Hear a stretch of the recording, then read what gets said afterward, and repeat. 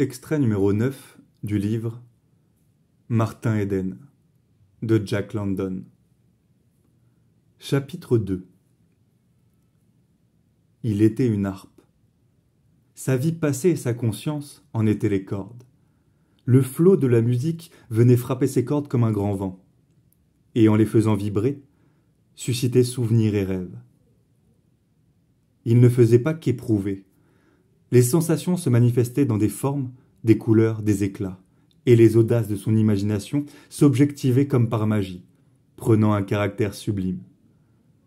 Le passé, le présent et le futur se mêlaient, et comme dans un bercement, il allait vers elle, héros de nobles aventures et de fiers exploits, dans un monde vaste et accueillant.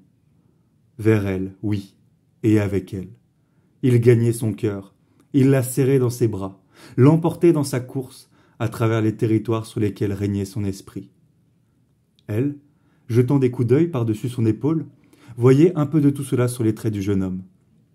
Sa face était transfigurée, avec de grands yeux brillants qui perçaient le voile des sons, et apercevaient au-delà la pulsation de la vie et les fantômes géants de l'esprit. Elle était stupéfaite.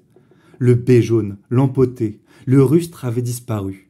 Les vêtements de coupe grossière, les mains écorchées, le visage recuit étaient toujours là. Mais il lui semblait être la grille d'une porte de prison, à travers laquelle elle distinguait une grande âme privée de tout pouvoir d'expression, par l'incapacité de ses lèvres, sans force à lui donner voix.